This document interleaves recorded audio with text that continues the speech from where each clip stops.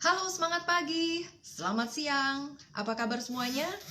Semoga teman-teman semua dalam keadaan sehat dan bisa melakukan aktivitas dengan baik pada hari ini. Nah, hari ini saya mau sharingkan ada satu topik yang menarik ya. Nah, tapi sebelumnya saya mau ajak teman-teman untuk berpikir sejenak nih. Pernah dengar nggak bahwa pikiran itu akan menentukan yang namanya sikap? Lalu sikap itu akan menentukan tindakan. Nah, tindakan itu akan menentukan hasil. Jadi kalau hasilnya mau bagus, ya berarti tindakannya harus bagus. Kalau tindakannya mau bagus, ya sikapnya harus bagus. Nah, hari ini kita akan bincang-bincang ya dengan satu narasumber yang hebat ya. Nah, mengenai apa bahasannya? Mengenai sikap atau attitude. Jadi sikap itu adalah satu hal kecil yang bisa membuat satu perbedaan besar. Seringkali orang dinilai itu bukan berdasarkan kecerdasannya, seberapa pinter dia, bukan. Tapi dia dinilai berdasarkan sikap terhadap keadaan apapun yang menimpanya. Ya, nah, buat teman-teman yang baru pertama kali kenal saya, perkenalkan saya Christine Emalia. Saya founder dari Karyawan Milioner. Saya memberikan solusi khususnya bagi karyawan yang pengen banget mendapatkan percepatan income melalui bisnis internet. Jadi teman-teman kalau mau tahu lebih detail mengenai saya, ya, nah teman-teman bisa masuk ke bio saya. Di situ banyak yang teman-teman bisa dapatkan. Oke, saya mau nyapa dulu siapa yang sudah hadir di sini. Ada Pak Ferdeka. Oke, semangat pagi. Isana Wangsa, Jotap, oke, Daniel, oke, Julius, oke, semangat pagi semuanya ya. Jadi topik kita hari ini adalah mengenai sikap. Nah, untuk teman-teman yang baru aja datang, saya ucapkan selamat datang di IG Live saya. Sebentar lagi kita akan bincang-bincang dengan seorang narasumber. Nah, seorang narasumber ini adalah saya kenal beliau secara tidak langsung, ya, secara tidak langsung. Nah, beliau ini terkenal sebagai penulis buku yang saya pernah beli bukunya itu adalah yang judulnya Everything is Possible. Nah, kalau teman-teman juga pernah beli dan pernah baca, pasti tahu banget ya pengarang buku ini. Orangnya sangat humble, luar biasa, dan beliau ini juga merupakan CEO dari Endorse.me ya. Nah, saya punya pengalaman unik nih ketika kenal beliau. Pengalamannya seperti apa? Mau dengar nggak? Nah, saya cerita sedikit ya. Suatu hari di bulan Februari 2015, waktu itu saya udah di kondisi yang namanya jenuh banget ya, jenuh banget jadi karyawan. Saya bosan hidup dengan cara yang seperti itu aja, rutinitas sehari-hari. Nah, di usia kerja 20 tahun sebagai karyawan, itu saya udah nggak punya ambisi, udah nggak punya spirit untuk kerja lagi ya. Apa yang saya pengenkan waktu itu adalah saya pengen kerja tuh, kenapa sih harus rutinitas seperti ini? Kerja tuh pengen bebas ya, duitnya juga pengen apa yang seberapa ingin kita mau, ya jangan mentok di situ-situ aja, kalau bisa dapat lebih ya. Nah, sampai suatu saat ketika saya jenuh, saya biasanya menyalurkannya dengan hobi ya. Jadi saya membalasnya dengan udah lakukan aja hobi, yang ini lupain dulu. Jadi saya hobi baca buku. Nah, saya waktu itu baca bukunya dari Pak Kevin ya, buku yang judulnya Everything is Possible. Saya yakin segala sesuatu itu bisa terjadi kalau kita benar-benar meyakininya. Itu satu keyakinan dari diri saya ya. Nah, buku itu memberikan kekuatan untuk saya bagaimana bisa menjalani kehidupan ini lebih baik. Jangan terkurung kepada ya udah kalau begini-begini terus ya nasibnya begini-begini terus nih ya. Nah, dari situ biasanya saya melewatkan, kalau udah baca buku habis itu saya di halaman terakhir ya saya pasti lewat karena isinya sudah pasti iklan. Betul ya? Nah, tapi di hari itu saya penasaran banget. Aduh, kayaknya ada sesuatu yang harus saya lihat nih di halaman terakhir buku ini. Akhirnya saya balik halaman terakhir bukunya Pak Kevin ini, ternyata ada iklan dari mentor saya. Nah, kebetulan mentor saya juga ada di sini. Halo Pak Suandi. Ya, jadi dari situ langsung saya ketemu jalannya. saya sangat bersyukur banget. Saya nggak pernah menyangka ya, gara-gara dari sebuah buku itu yang merubah jalan hidup saya yang selanjutnya. Jadi dari situ, singkat kata, saya ketemu dengan satu bisnis, di mana bisnis ini adalah bisnis ideal yang memang saya cari, yang memang saya inginkan gitu, ya. Nah, saya percaya masing-masing dari kita itu ketemu bukan karena satu kebetulan. Misalnya saya ketemu dengan teman-teman di sini, bukan suatu kebetulan. Mungkin teman-teman bisa belajar sesuatu nanti ya dari Pak Kevin. Ya, kita bisa belajar sesuatu. Nah, saya berharap teman-teman bisa mendapatkan pengetahuan yang bermanfaat dari Pak Kevin Wu.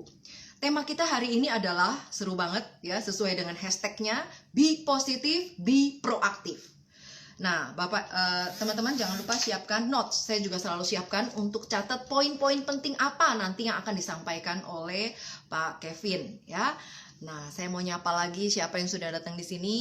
Pak Suwandi, semangat pagi. Pak Rudi, Bu Susi, Bu Melinda, Pak Aksen. Oke, sambil nunggu sebentar, ya, karena Pak Kevin belum datang, saya mau coba undang dulu ya, Saya coba undang dulu sebentar ya.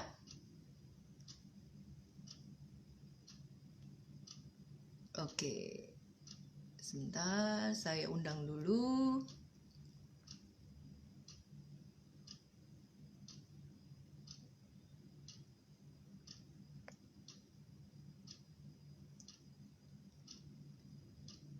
Oke. Belum muncul. Oke, belum muncul. Apa-apa ya, sambil kita ngobrol-ngobrol dulu aja ya. Nah, sebenarnya kalau teman-teman punya pertanyaan mengenai bagaimana caranya menjaga sikap supaya positif di tengah situasi yang negatif. Kenapa situasi negatif? Karena ekonomi langsung berasanya mendadak berhenti, ya. Orang yang biasanya berangkat ke kantor dengan semangat tinggi, kerja, pebisnis, ya, sekarang tiba-tiba harus di rumah terus setiap hari. Terus kegiatannya juga bingung gitu, mau ngapain aja, ruang lingkupnya kan di situ-situ aja, ya.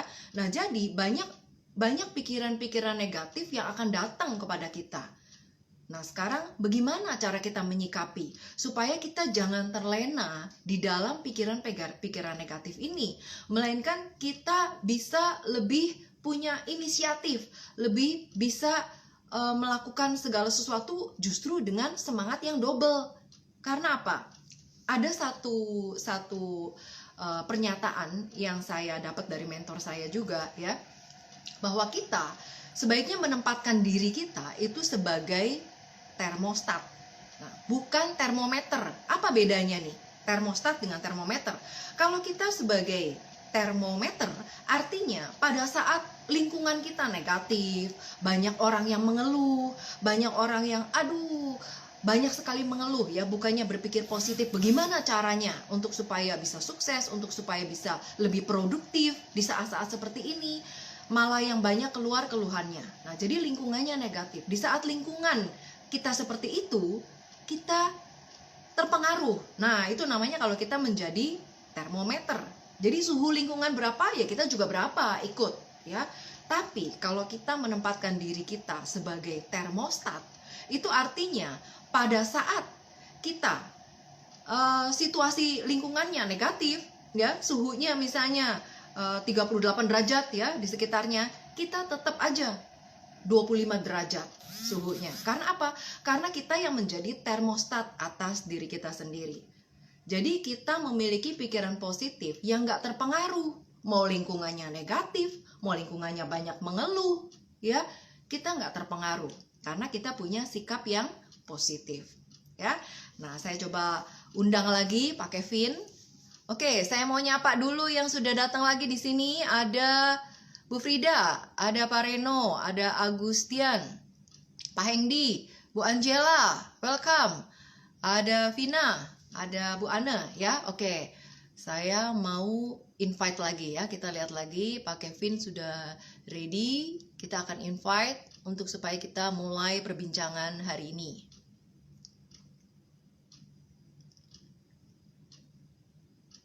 Oke, tunggu sebentar ya, lagi jalan.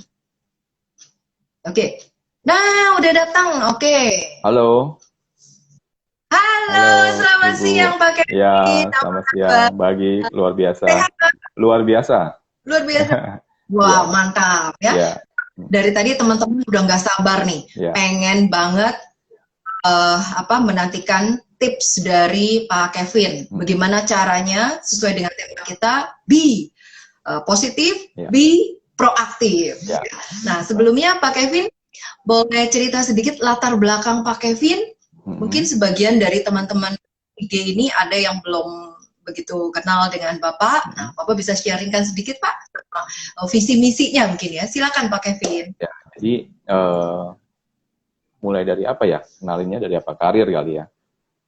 Atau apa? Ah, boleh Pak, boleh. Karir, Boleh, latar belakang juga boleh. ya, saya sangat tertarik sebenarnya di bidang marketing. Sebelumnya saya ambil kuliah di bidang marketing.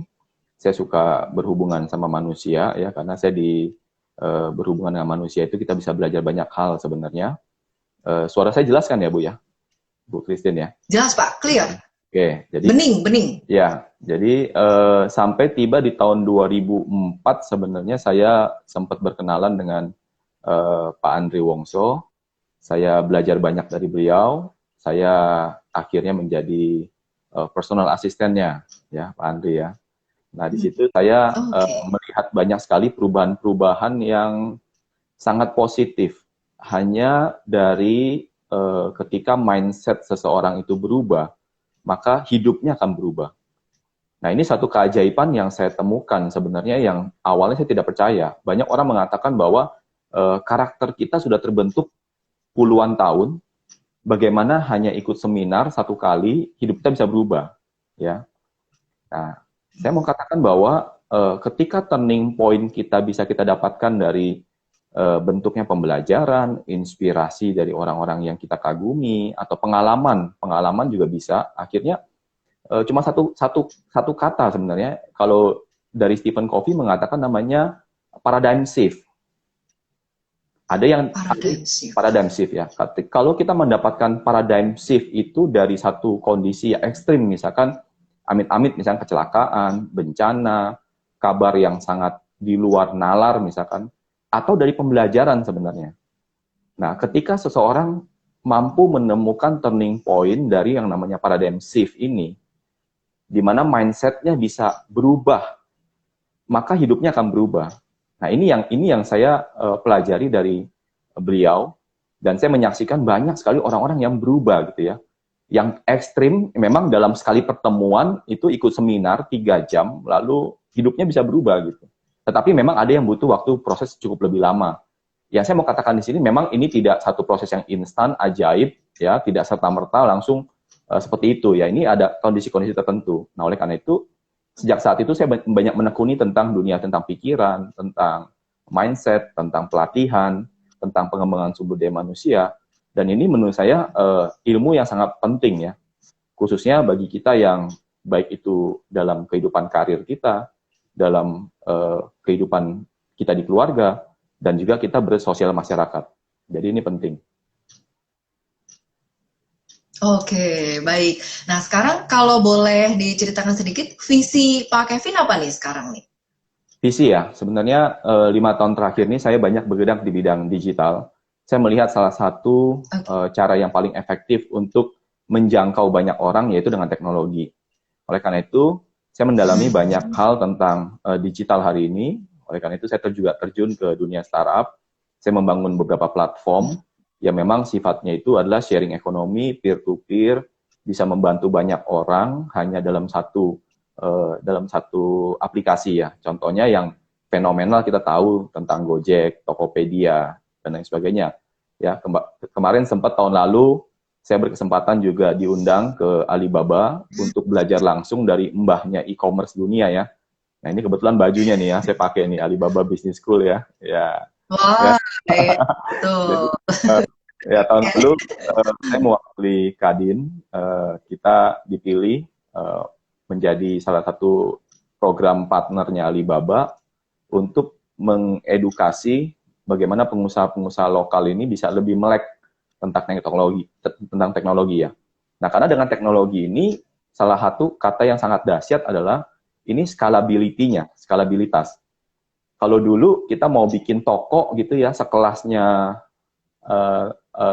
Tokopedia misalkan, yang mampu menjangkau ratusan ribu pedagang, mungkin kita butuh Mangga 2 ditambah Tanah Abang ditambah Pondok Indah kali kan, atau Plaza Indonesia gitu kan. Nah, berapa banyak gitu, berapa banyak hal-hal yang harus kita bangun dalam platform yang sifatnya itu offline. Tapi dengan online ya, aplikasi ride hailing kayak model seperti Gojek gitu ya, itu dibangun dalam waktu 4 tahun, tetapi memberi sumbangsi bagi jutaan orang gitu. Nah, ini kan adalah satu kekuatan teknologi hari ini, yang mana kita nggak bisa lagi menutup mata gitu kan. Kita nggak bisa lagi acuh sama perkembangan ini. That's why saya mendalami hal ini, yang misi saya adalah tentu saja membuat satu usaha yang memberi dampak sebesar-besarnya bagi banyak orang. Oke, ya itu misi yang sangat-sangat mulia, Pak. Ya. Nah, nanti buat teman-teman yang ada di sini, kalau mau tahu lebih detail lagi, jangan lupa ke DM langsung ke Pak Kevin, ya. Okay. Nah, Pak, kembali ke topik utama, kita adalah be positif, be proaktif. Ya. Bisa dijelaskan sedikit nggak, Pak? Maknanya apa sih? Be positif, be proaktif itu maknanya apa? Iya, kita semua tahu ya, 2 bulan terakhir ini kita mengalami satu kondisi yang sangat ekstrim yang mungkin dalam kehidupan kita belum pernah kita rasakan. Tapi kalau kita cerita sejarah, ada namanya Spanish flu dan lain sebagainya. Tetapi bagi kita yang hidup di bawah 50 tahun, saya rasa ini suatu pengalaman pertama dalam hidup kita, di mana tiba-tiba bukan hanya usaha kita, bukan hanya industri kita, bukan hanya kota kita, bukan hanya negara kita, bahkan dunia mendadak shutdown. Mendadak berhenti, seolah-olah berhenti berdenyut gitu, berhenti bergerak. Ini yang saya mau katakan suatu kondisi yang sangat ekstrim. Nah, menghadapi kondisi seperti ini, tentu butuh tips dan triks untuk menghadapinya, syukur-syukur bisa merubah menjadi kondisi yang positif. Nah, ketika saya merenung, saya mengalami apa yang Bapak Ibu juga alami, tentu saya mengambil satu sikap untuk mau berubah, untuk mau memberi kontribusi gitu. Daripada hanya duduk atau ikut sharing-sharing di sosial media, atau kita sharing-sharing di WhatsApp group yang sifatnya menyalahkan, mencari kambing hitam, lalu mencari alasan gitu, dan lain sebagainya. Jadi saya memilih untuk bersikap positif. Nah, semangat ini, mindset ini, kalau kita bagikan ke banyak orang, tentu akan memberi satu gerakan yang sangat baik untuk kita-kita nih, apakah itu di keluarga, apakah itu di bidang bisnis kita, apakah itu bagi komunitas sosial, ini kan sangat bermanfaat. Pemerintah saat ini butuh banyak nih orang-orang baik, gitu. Butuh banyak orang-orang yang proaktif, butuh banyak orang yang positif untuk bisa membantu beban ini gitu. Nah, syukur-syukur nanti ketika kesempatannya Bu Christine menawarkan, mau nggak live, menurut saya ini sangat positif ya. Kita di kondisi yang banyak sekali berseliweran berita-berita negatif, berita-berita hoax, berita-berita yang tadi tidak produktif, kita harus menjadi sedikit ya. Saya suka kata-kata kemarin, saya dapat kata-katanya yang daripada kita mengutuk kegelapan, lebih baik kita mulai menyalakan lilin kan. Walaupun dalam komunitas yang kecil gitu loh, dalam komunitas kecil, misalnya di Instagram seperti ini ya, ataupun nanti di banyak kesempatan ya, lebih baik kita mulai dari hal yang sederhana. Nah, itu sih sebenarnya semangatnya Bu. Jadi mudah-mudahan sesi singkat ini juga nanti bisa direkam, lalu bisa kita bagikan ke banyak orang, bisa kita tularkan lah energi positif ini bagi bangsa kita. Oke, siap Pak. Nah, sekarang kalau kita ingin mendapatkan sesuatu yang positif, sementara lingkungan kita negatif, itu bagaimana cara menyiasatinya, Pak Kevin? Ya. Jadi saya coba bikin beberapa slide ya. Mungkin karena terbiasa seminar kali butuh ada slide ya. Jadi supaya ada guidance. Saya coba bikin, tapi ini sederhana sekali ya. Saya coba bikin beberapa slide ya. Jadi boleh, Pak. Saya mulai menjadi dua bagian ya. Bagian pertama adalah be positif dulu, baru nanti kita bicara be proaktif ya. Jadi yang pertama nih, saya pakai slide ya, coba nih, supaya kelihatan ya komputernya ya. Oke, kelihatan. Pertama, be positif. Nah, be positif ini sebenarnya saya mulai dari awareness ya. Kita mesti punya kesadaran bahwa kondisi hari ini itu sebenarnya satu hal yang tanda kutip ya, saya bilang tanda kutip sebenarnya lumrah, sebenarnya normal gitu ya. Loh, kok bisa ngomong gitu Kevin, bahwa kondisi sekarang normal? Ya saya coba sharing nih ya. Jadi kalau kita nih, mungkin saya bicara tentang filosofi ya, saya nggak bicara tentang agama atau satu keyakinan ya, tapi saya ngomong tentang filosofi ya, filosofi yang sangat kental bagi khususnya budaya Tionghoa ya. Jadi ada satu kondisi yang namanya tentang yin and yang ini ya, satu kondisi yang dimana segala sesuatu sebenarnya harmoni. Nah, sebenarnya kondisi ini perpaduan antara baik dan buruk, positif negatif, pagi malam dan lain sebagainya. Sebenarnya banyak kondisi dualisme, tetapi sebenarnya kedua hal ini saling melengkapi gitu. Ada yang baik sama ada yang buruk ya. Tapi yang baik, anggap kita kasih simbol warna putih, sebenarnya di tengah-tengah juga ada celah gitu ya. Lalu sebaliknya dalam kondisi yang negatif juga sebenarnya ada positif gitu loh. Nah, kondisi ini sebenarnya kalau kita memahami filosofinya, sebenarnya nggak ada yang sempurna. Bahkan, ya kita bilang, kebaikan ya nggak ada yang sempurna gitu. Atau sebaliknya, keburukan atau kejahatan atau masalah hari ini, di dalam kondisi yang hitam, juga tidak sempurna. Artinya masih ada kesempatan di dalamnya, ada titik putih ya. Kalau bisa lihat kan masih ada titik putih di sini kan. Nah, jadi walaupun kondisinya negatif, kondisinya ekstrim, kondisinya kelam, kondisinya susah, sebenarnya tetap ada peluangnya. Itu di mana? Nah, saya coba lihat. Ini lihat. Bahwa ini siklus alam. Segala sesuatu itu berjalan normal. Jadi sifatnya itu memang ada naik, ada turun. Sama juga dengan siklus ekonomi misalkan. Ada puncak, ada resesi, nanti dia recovery lagi, dia mulai muncul lagi. Dan ini terjadi sepanjang masa gitu ya, sepanjang masa. So, tadi yang pertama saya mulai tadi dengan awareness kan. Kita butuh kesadaran bahwa ini alami gitu loh. Ini hal yang wajar. Nah, hanya saja ini saya kasih coba sengaja saya kasih ini ada apa namanya? Ada kotak warna merah. Nah, bayangkan bagi kita atau saya atau siapa saja yang punya pikiran sempit bahwa kok kondisi negatif ya, karena mungkin sudut pandang dia sempit gitu loh. Sudut pandang dia cuma seperti ini gitu loh. Dia hanya melihat kotak hitam aja. Dia hanya melihat bahwa masalah, supplier tutup, konsumen kabur, ya, susah cari makan dan lain sebagainya. Dia hanya melihat yang negatifnya. Nah, ini yang saya sebut dengan pikiran sempit. Ketika Anda berpikiran sempit, maka Anda akan melihat sesuatu itu negatif. Nah, sekarang saya mengajak ya, pertama kan kita bicara tentang be positif dulu kan. Nah, be positif ini bicara bagaimana kita mengexpand nih. Expand our mindset, expand our point of view gitu. Bagaimana kita melihat satu masalah menjadi lebih besar dengan cara seperti ini. Nah, sekarang kita melihat dunia dengan seperti ini frame-nya.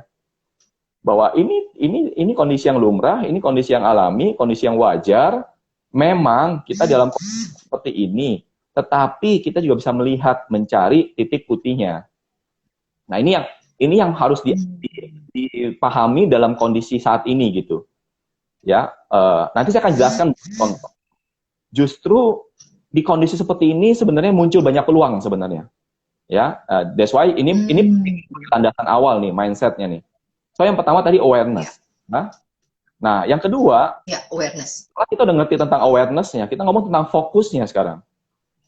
Nah, kalau sudah ngomong tentang fokus, kalau kita sudah punya mindset seperti ini, bahwa kondisi seperti ini lumrah, ketika kondisi segala peak, maka akan ada kondisi di mana akan terjadi resesi.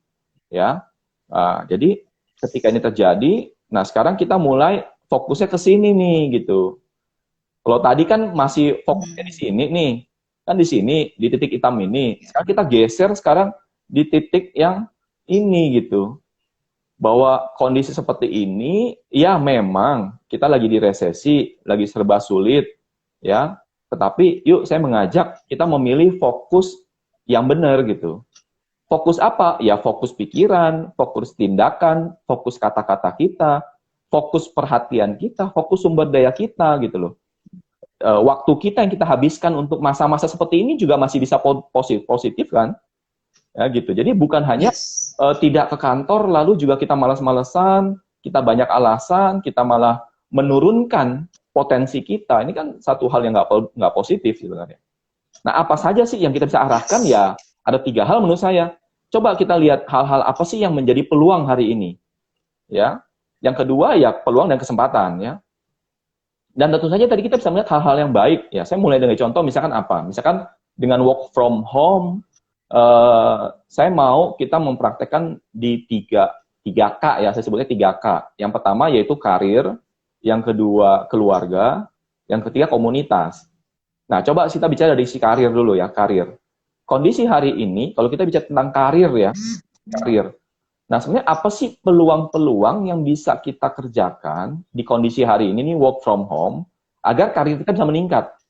Kalau yang profesional bisa menambah skill, knowledge, network, dan lain sebagainya ya. Nah, kalau yang entrepreneur mungkin bisa melihat hal baru, bisa melihat peluang usaha baru, bisa menjadi kesempatan untuk menjadi efisiensi hari ini, ya, untuk berpikir ulang, ya, membuat strategi baru dan lain sebagainya sebenarnya, ya. Tapi ya tentu harus segera bersikap ya, karena beberapa industri memang sifatnya itu harus ambil keputusan segera, ya, karena sifatnya kebocoran, ya. Di mana kondisi hari ini banyak usaha yang memang tidak punya lagi pemasukan, tetapi pengeluarannya masih terus berjalan. Ya, karena itu kesempatan untuk mau berubah. Jadi kita ini dipaksa untuk berubah gitu loh. Ya, ini kesempatan hari ini. Nah, ini tadi untuk dunia usaha. Lalu untuk komunitas, tadi saya bilang tentang komunitas sosial. Ini sebenarnya banyak kesempatan untuk kita nih, kalau kita ngomong secara sosial dan spiritual, ini kesempatan bagi kita untuk menambah amal ibadah kita gitu. Ya, di mana dulu kalau kita memberi sumbangan nih, misalkan ya saya pakai ilustrasi angka ya. Kalau dulu kita punya kesempatan untuk memberi sumbangan Rp10.000, mungkin bagi banyak orang nggak ada artinya gitu, Rp10.000 itu. Sehingga kalau kita mau berdana, kita mau membantu orang, anggaran 10.000 itu ya tidak berarti banyak gitu. Tetapi hari ini, kalau kita mau berdana, beramal, dengan budget yang sama, misalkan 10.000 itu banyak yang membutuhkan loh. Nah, artinya sekarang hanya dibutuhkan mindset kita untuk mau membantu sesama dengan budget yang sama, tapi impact-nya lebih besar hari ini. Nah, ini kesempatan sebenarnya. Ya, jadi dari sisi karir, dari sisi keluarga ya. Kalau kita bicara keluarga, sebenarnya keluarga kita saat ini ya kesempatan di mana orang tua bisa lebih akrab dengan anaknya. Ya, anak dengan anak artinya bisa jauh mengenal ya. Biasanya ada yang adik kakak yang sudah sibuk kuliah, sudah sibuk sekolah, sibuk les, pulang udah pada capek ya. Paling ketemu di rumah cuma 2-4 jam biasanya. Tapi sekarang hampir 24 jam ya. Jadi iya, betul. Kita tahu lebih detail ya tentang karakternya mereka, jauh lebih bisa meningkatkan engagement hari ini ya. Banyak kesempatan untuk kita gali. Bisa bercanda bareng, bisa nonton film bareng, bisa main bareng, bisa banyak yang bisa kita eksplor sebenarnya. Nah, bisa juga mengenal orang tua kita. Kesempatan saya alami dulu kalau saya dalam kondisi pekerjaan normal, mungkin ketemu orang tua itu ya mungkin seminggu sekali, itu pun kadang-kadang agak sulit bagi waktunya. Kadang seminggu paling ketemu cuma 2 jam, tapi sekarang hampir setiap hari kita bisa ketemu orang tua kita. Ya, kebetulan orang tua saya. Ya, jadi nggak jauh kita bisa berkunjung gitu ya. Nah, ini kesempatan sebenarnya. Kesempatan untuk kita lebih engage, lebih akrab, lebih mengenal, lebih bisa membagikan kasih sayang kita dalam bentuk yang lebih nyata. Itu mungkin peluang kesempatan dari sisi keluarga. Sebenarnya kalau kita mau eksplor masih banyak ya sebenarnya. Nah, untuk ranah pribadi sendiri, saya sekarang banyak kesempatan dulu di mana saya, ini contohnya ada, ini sebagian buku-buku saya ya, yang udah lama saya beli tapi ini masih sebagian kecil nih, di rumah masih banyak ini. Di lemari bawah ini nggak masih banyak buku ya sebenarnya. Nah, dulu saya susah sekali bagi waktu untuk mau belajar ulang.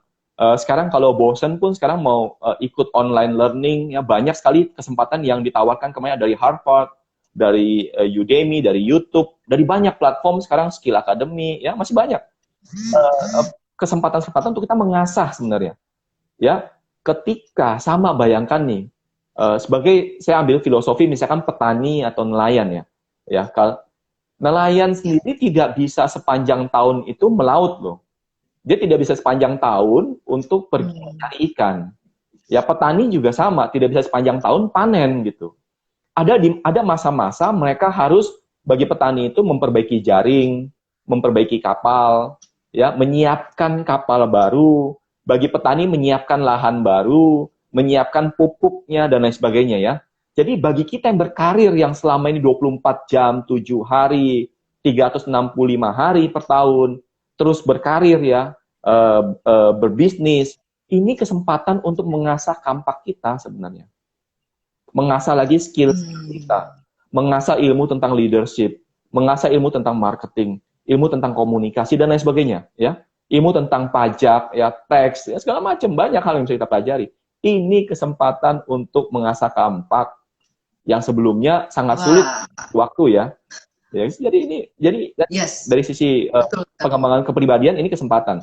Toh percaya ini tidak akan berlangsung seumur hidup. Kondisi ini hanya berlangsung dalam waktu yang sangat pendek dalam hidup kita. Ya, mungkin hanya banyak yang memproyeksikan ini hanya akan berlangsung 1, 2 bulan, 3 bulan, tapi ada yang moderate atau yang pesimis mengatakan sampai tahun depan, tapi whatever it is, ini tidak akan selamanya. Jadi ini kesempatan, selama kita berkarir, selama ini puluhan tahun, kita jarang sekali membagi waktu kita untuk memperhatikan keluarga kita, memperhatikan diri kita, memperhatikan orang tua kita, pasangan kita, dan termasuk memperhatikan sosial kita. Ya inilah saatnya, teman-teman. Nah ini kembali ke topik nih ya, kembali ke topik. Jadi ini kita ngomong tentang fokus nih yang kedua nih ya. Jadi setelah itu, nah yang ketiga untuk be positif itu awareness tadi, awareness bahwa memahami kondisi bahwa tidak ada yang sempurna. Lalu fokus, kita memilih fokus yang baik, fokus yang positif. Dan yang ketiga bahwa segala sesuatu ini mesti dilatih. Ya, ini sama yang namanya mindset, disebut dengan mindset kan pola pikir. Ya, bukan hanya berpikir loh, pola pikirnya. Nah, pola pikir ini harus dibentuk. Jadi setelah kita memahami ini, bukan berarti ujuk-ujuk kita langsung advance, langsung hebat. Enggak. Dia seperti otot, dia harus dilatih gitu loh. Apa yang dilatih? Ya cara berpikir untuk melihat yang positif tadi. Kalau kita terbiasa selama ini melihat segala kondisi, langsung cari negatifnya, cari kambing hitamnya, cari siapa yang salah, cari apa yang nggak benar. Nah, sekarang kita belajar untuk memilih, melihat fokus ke titik putih, itu butuh dilatih. Coba latihan, nanti keluar dari rumah, waktu mau parkir, waktu menghadapi orang, kan tidak semua akan merespon hal-hal secara baik. Gitu. Ada juga orang yang kita baiki, tapi dia malah balik memperlakukan kita tidak baik. Ya udah kita latihan tadi. Ini butuh dilatih sekali lagi. Nah, membiasakan diri kita untuk menerapkan mindset positif ini akan membentuk pikiran kita. Ya. Akan membiasakan kita untuk mencari sudut pandang baik, sudut pandang positif, sudut pandang peluang. Sekali lagi ini butuh dilatih. Ya, butuh dilatih. Pikiran yang terlatih ini akan membawa kita menjadi tindakan-tindakan kita sehari-hari. Ya, saya ulangin ya. Pikiran-pikiran positif ini, mindset positif ini yang telah terbentuk menjadi pola dalam pikiran kita akan terwujud dalam tindakan-tindakan kita. Ketika ada yang orang memaki kita, dulu kita sifatnya bukan proaktif tapi reaktif, kita akan tiba-tiba merespon secara otomatis dengan tindakan yang balik berkata kasar gitu. Nah, itu tindakan anti dari proaktif, tapi reaktif ya. Setelah ini kita akan bahas ke sana. Ini kita masih ngomong be positif. Setelah itu kita akan bicara be positif. Nah, jadi pikiran yang terbentuk akan membawa ke tindakan. Tindakan yang terbentuk akan menjadi kebiasaan kita. Nah, inilah pola pikir positif itu akan terlatih gitu. Akan terlatih. Nah, yang 3. Dan yang keempat, jadi 1, 2, 3 nih saya ulang ya. Awareness, fokus, dan dilatih. Itu ranahnya pribadi, ranahnya individu di kita. Nah, baru yang keempat, saya bicara kita sebagai manusia juga akan nanti membutuhkan yang namanya komunitas. Ya, karena kalau kita pribadi, tentu kekuatan kita juga, apalagi buat orang yang belum membiasakan diri, belum terlatih, biasanya memang tadi akan berat, yang tadi bilang. Bagaimana kalau lingkungan kita negatif? Bagaimana kalau kondisi ekonomi kita negatif? Bagaimana kalau konsumen kita negatif? That's why butuh dilatih. Nah, untuk memperkuat, mempermudah kita. Nah, ini bedanya kita latihan di rumah sama kita latihan di gym kan gitu. Kita latihan sendiri sama latihan sama teman-teman, beda. Nah, that's why hal-hal positif ini kalau dilatih secara komunitas, kita punya kok hak, kita punya kok kekuatan untuk memilih dengan siapa kita bergaul. Dengan siapa kita memilih WhatsApp group, kalau misalkan di sana sifatnya mencemooh, memaki, menyebarkan hoak, ketakutan, kita bebas kok untuk keluar dari grup itu, ya. Kita bebas kok untuk memilih komunitas yang baik, yang positif, yang memberi semangat, saling mendukung. Kalau belum ada, ya cari salah satunya di komunitas ini kan gitu, karyawan milioner, ya punya Ibu Kristen, ini kan sangat positif. Kita bebas memilih kan. Nah, that's why kita butuh komunitas. Ya, dengan komunitas, kekuatan tadi awareness, fokus dan training itu menjadi lebih masif, lebih punya kekuatan. Yes. Ya, ini tips saya bagaimana tadi berpikir positif. Jadi kesimpulannya ada 4 poin sebenarnya. Yang pertama awareness, fokus, train dan community. Nah, sekarang kita masuk ke tentang proaktif ya. Nah, proaktif ini sebenarnya sederhana. Proaktif ini, nanti saya tipsnya cuma 3M ya, gampang ini ya. 3M. Nah, tapi tadi membedakan antara proaktif sama reaktif, tadi mesti kita bedakan. Nah, pertanyaan Ibu tadi sama nih, bahwa bagaimana sih kondisi di mana seseorang itu dipengaruhi oleh lingkungan. Nah, pertanyaan saya sebaliknya nih. Pertanyaan saya adalah, sebenarnya yang mana mempengaruhi yang mana gitu. Siapa mempengaruhi siapa? Apakah seseorang dipengaruhi lingkungan atau lingkungan yang dipengaruhi oleh seseorang? Nah, gimana menurut Ibu? Oke, sudut pandangnya beda. Iya. Nah, siapa yang mempengaruhi siapa? Nah, kalau saya coba jawab ya. Nanya sendiri, jawab sendiri Bu, ceritanya Bu. Boleh Pak, bagus Pak. Ya, kalau seseorang masih bersifatnya reaktif, maka lingkunganlah yang mempengaruhi dirinya. Ya, apa sih contoh-contoh orang yang reaktif? Orang-orang yang reaktif itu orang-orang yang kalau kita lihat gelagatnya gampang, orangnya biasanya temperamen, orangnya biasanya emosional, ya, itu gampang. Jadi orang-orang yang seperti ini itu orang-orang yang reaktif. Reaktif itu dia memilih dirinya menjadi objek. Orang-orang reaktif menganggap lingkunganlah yang mempengaruhi dirinya. Contoh, kalau ditanya nih, kalau dia karyawan, kenapa kamu telat? Ya soalnya teman-teman juga telat, Bu. Kenapa kamu telat? Ya karena jalanan macet, Bu. Kenapa kamu telat? Karena hujan, Bu. Kan gitu. Jadi dia menjadi objek atas hasil yang diberikan oleh lingkungannya. Nah, ini adalah orang-orang reaktif.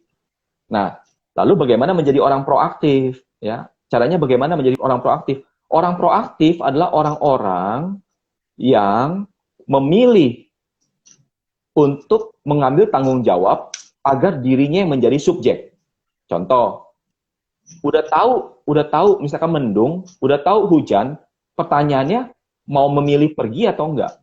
Tetap mengerjakan pekerjaannya atau tidak?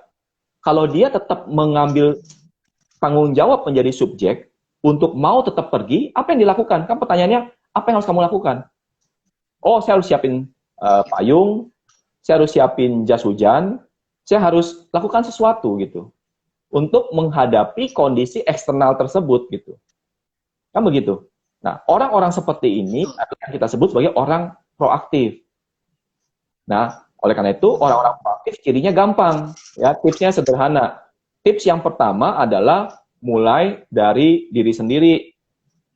Ya, kondisi sekarang, corona, ya, bagi yang karyawan nih, ada yang terancam di PHK, ada yang sudah dirumahkan, dan lain sebagainya.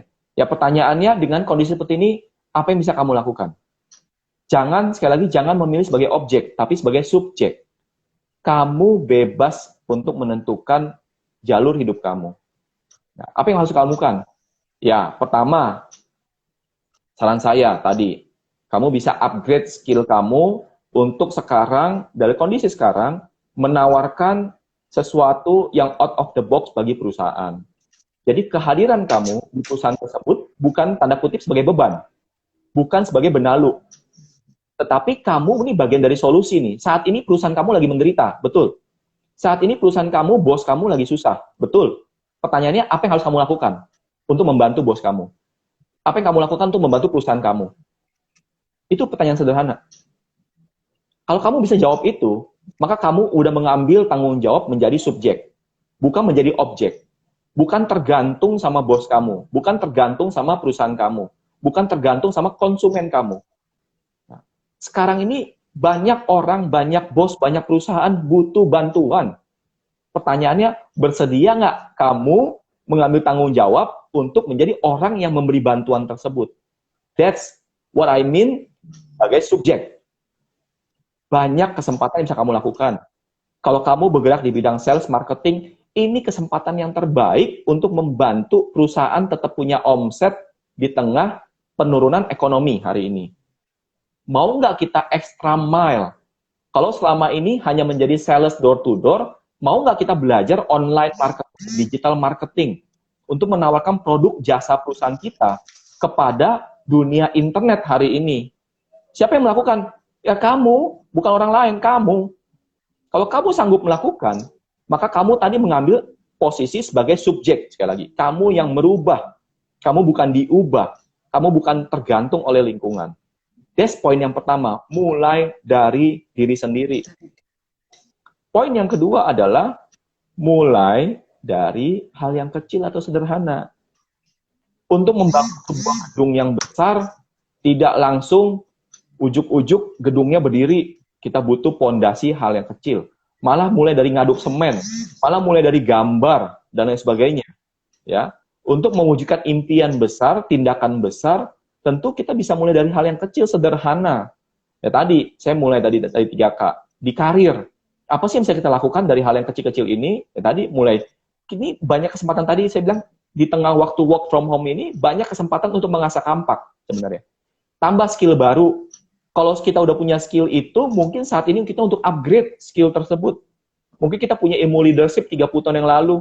Mungkin sekarang berbeda nih, ilmu leadership menghadapi millennials, ilmu leadership menghadapi orang secara digital, itu mungkin beda. Ya. Nah, ilmu tentang marketing juga sangat berubah sekarang. Dulu marketing, selling, ya dianggap sama. Sekarang udah berbeda total. Sekarang offline marketing, online marketing juga berbeda. Ya, ngomong tentang branding juga berbeda. Ngomong tentang apa? Produksi jangan-jangan juga berbeda. Ngomong tentang efisiensi, ya, dan lain sebagainya. Banyak kesempatan mengasah untuk sekarang. Oleh karena itu, mulai dari hal yang kecil. Tawarkan bantuan kepada perusahaan Anda kalau Anda masih bekerja. Kalau Anda sebagai pimpinan, coba cari cara-cara baru. Cari solusi yang terbaik, gitu ya. Dan ini kan sangat custom. Hanya Anda yang bisa tahu kalau Anda bersedia untuk menggali itu. Keluarga tadi juga banyak hal-hal kecil lakukan. Saya punya kesempatan kemarin, kalau selama ini anak saya ada asisten rumah tangga, ada ibunya. Ya sekarang dengan work from home, saya punya kesempatan untuk mengajar anak saya untuk bertanggung jawab. Misalkan selesai bangun, tempat tidurnya beresin sendiri. Habis makan sekarang cuci piring sendiri. Ya, lalu sekarang saya udah ajarin nasi. Dia udah bisa masak nasi sekarang. Ya, masak nasi sendiri. Sebelumnya nah ini kan hal yang kecil. Ya, kesempatan untuk kita melatih. Ya, ini kan ngomong yang kedua nih, Kak, kedua yang keluarga. Nah, Kak, yang ketiga komunitas. Kemarin dari WhatsApp group banyak diskusi tentang apa sih yang bisa kita lakukan di tengah kondisi corona begini. Ya, di WhatsApp group kita coba, kan sempat kemarin dengar curhatan dari video dari ini ya, supir taksi ya, bahwa saat ini susah cari uang makan, bahkan untuk makan satu hari aja susah. Nah, akhirnya kita do something. Apa yang bisa kita lakukan? Ya kita kumpulin dana, bukan hanya supir taksi, bukan hanya ojol, tapi juga kita bantu para pekerja harian seperti yang narik gerobak, tukang sampah, tukang parkir dan lain sebagainya. Kita galang dana. Kita bikin satu gerakan namanya Garda Peduli, bukan hanya membantu bagi si penerima, tetapi di sisi lain banyak teman-teman saya yang juga punya usaha, yang punya bisnis, khususnya rumah makan, yang ada di mall, yang ada di warung-warung apalagi, juga sepi. Oleh karena itu, dana ini kita bisa membantu dua sisi. Sisi yang pertama adalah mereka yang membutuhkan makan hari itu. Nah, sisi yang kedua, kita bisa memberikan order bisnis kepada rumah makan atau warung yang saat ini kena dampak corona gitu. Jadi satu tindakan tapi dua dibantu. Ya, kita menggalang sampai udah hampir 1000-an paket kita bantu. Nah, ini dari hal yang kecil, hal yang sederhana. Jadi saya bilang apa yang bisa kita lakukan. Ya, ini namanya kita mengambil tanggung jawab kondisi hari ini. Kalau kita mau berkeluh kesah, akan muncul 1001 alasan, kan begitu. Nah, yang ketiga, 3M yang ketiga adalah mulai saat ini. Ya, apa yang di depan mata kita bisa kita lakukan.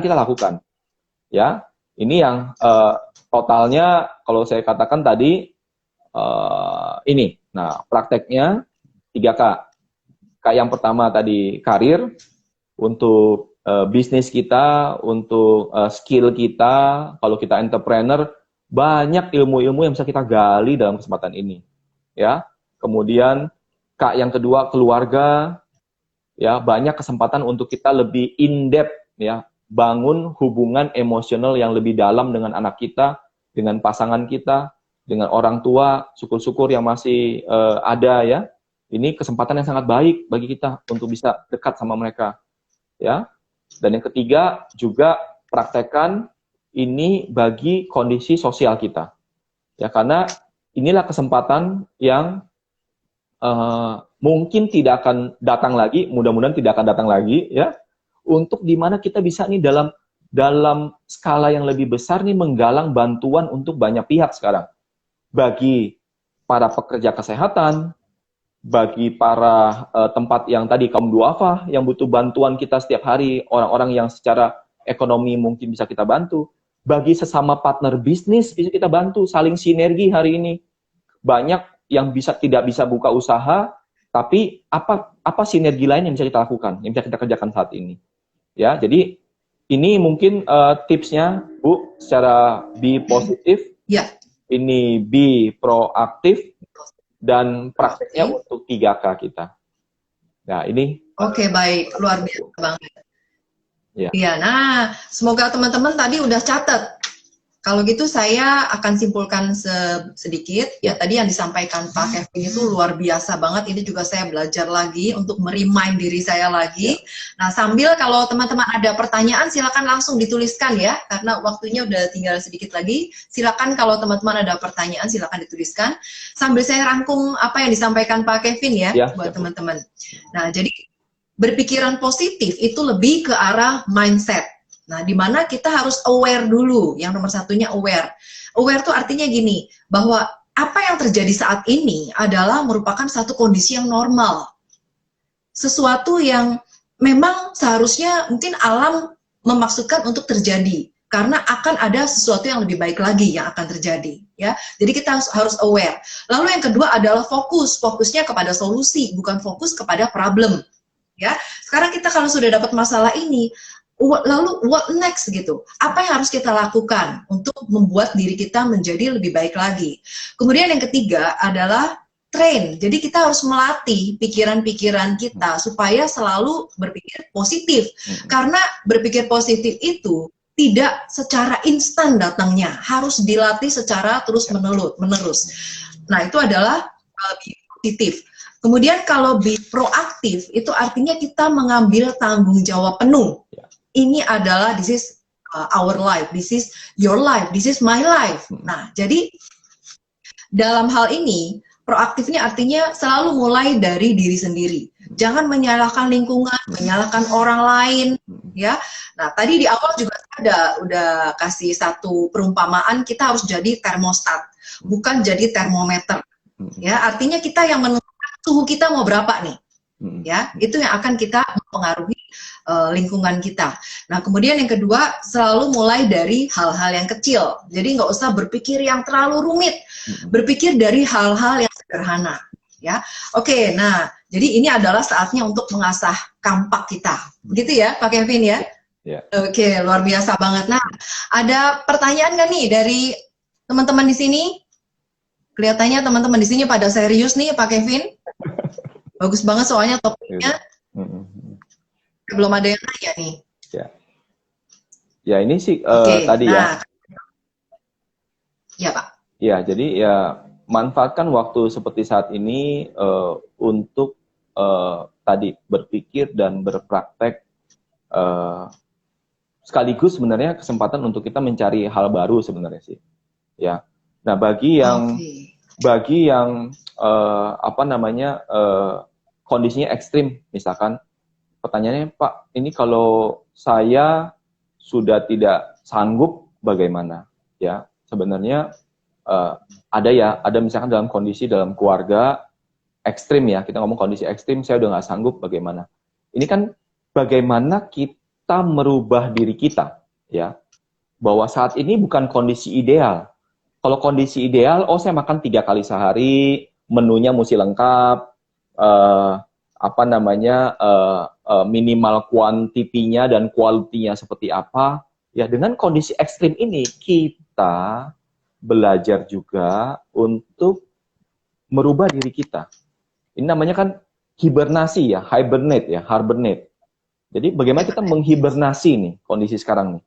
Ya, belajar untuk lebih sederhana, belajar untuk lebih apa namanya tadi kualitas hidup kita saat ini saya mengajak untuk kita lebih berhemat. Ya, ini penting. Ya. Itu ada pertanyaan kayaknya ya, Bu ya. Ini ada dari sebentar, Pak. Oke, dari Pak Harifnan. Okay. Bagaimana mindset sebentar, Pak. Bagaimana mindset yang sudah terperangkap pada kondisi negatif, sulitnya mengubah mindset? Solusinya bagaimana? Pertama tadi mudah-mudahan Pak siapa tadi? Pak Harifnan.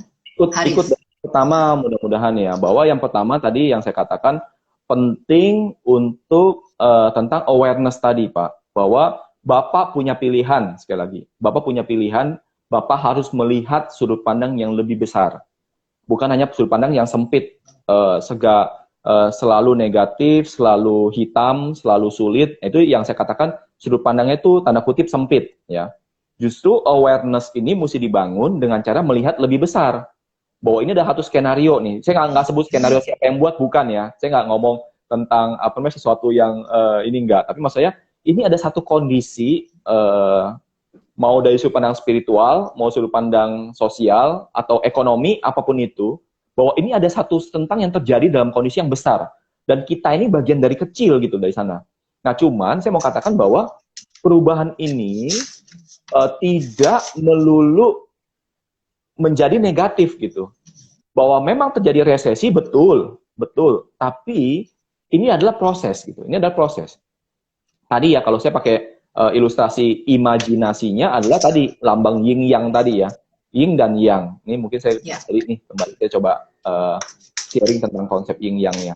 Nah, jadi kalau mindset-nya misalkan seperti ini, tapi ini bahwa kondisi saat ini ketika Bapak misalkan, saya sering terjebak dalam pola pikir negatif. Nah, mungkin Bapak sekarang nih seperti ini nih mindset ini, mungkin ya. Saya kasih, ya ini. Bapak ini di kotaknya seperti ini. Oleh karena itu, saya ngajak nih sekarang saya kasih sudut pandang baru bahwa Bapak ini bisa mengekspan pikirannya untuk melihat ini sebagai suatu hal yang normal. Dengan cara apa tadi? Bahwa siklus pun berubah, ya, kondisi ekonomi juga berubah. Masih banyak perubahan-perubahan di dunia ini yang bisa kita saksikan sebenarnya. Ini adalah perubahan. Nah, lalu bagaimana cara merubahnya? Ya ini, kedua, pilih fokus yang benar, Pak. Pilih fokus yang benar. Bapak punya kesempatan untuk memilih fokus itu hal yang baik. Belajar, susah, ya makanya butuh dilatih. Butuh di training. Ya, training dari hal yang kecil, dari hal yang sederhana, mulai dari diri sendiri. Hal yang kecil apa aja? Misalkan di rumah nih, selama ini, mohon maaf ya, misalkan contoh standar kebahagiaannya kalau kita kuantitatifkan dari misalkan 0 ke 100 mungkin kebahagiaan di rumah baru 88. Nah sekarang ini mau nggak kita ningkatin jadi 98 misalkan, atau naikin dulu deh 89, naikin dulu 90. Caranya bagaimana? Ya kita praktekin dulu sekarang, mungkin lebih banyak senyum sama istri, lebih banyak senyum sama suami, lebih banyak main sama anak, kan gitu. Lebih banyak menghabiskan quality time untuk anak kita, yang selama ini kesannya kita cuek sama anak kita. Ingat loh, anak sebentar lagi dewasa, kalau di umur golden time, dia tidak mengenal orang tuanya dengan baik, itu gampang bagi mereka ketika remaja untuk masuk ke hal-hal yang negatif. Mereka lebih gampang nanti dekat sama teman-temannya, bukan sama orang tuanya, bukan sama keluarganya. Nah, ini kesempatan kita untuk menanamkan nilai-nilai baik kepada anak kita. Lagi diskusi, lagi main, lagi makan, tanemin nih hal-hal baik. Apa yang do, apa yang don't. Ya, so ini contohnya. Jadi mulai dari hal yang kecil, ya, tindakan, pikiran, tindakan, dan menjadi kebiasaan. Jadi, ini saran saya sih tadi itu ya. Ya. Oke, semoga menjawab pertanyaan Pak Harifnan tadi ya, Pak ya. Ya. Oke, Pak Kevin, nampaknya waktu kita udah mau habis. Ya. Jadi nanti teman-teman kalau masih ada pertanyaan ya seputar be proaktif, be positif, teman-teman bisa ke DM langsung ke Pak Kevin, atau juga bisa follow IG Pak Kevin di @kevinwu.id, dan jangan lupa juga follow IG saya ya @karyawanmilioner untuk mendapatkan info-info yang lebih update dari narasumber hebat lainnya. Oke Pak Kevin, terima kasih banyak atas waktunya. Saya sangat apresiasi, teman-teman di sini juga tentunya mendapatkan sesuatu yang sangat bermanfaat. Keep sehat selalu Pak, dan jangan bosan-bosan sharing Pak. Kalau ada topik-topik yang lagi, terima kasih banyak Pak Kevin. Selamat siang, terima kasih banyak teman-teman. Terima kasih Oke, semuanya. selamat siang, Pak. Terima kasih.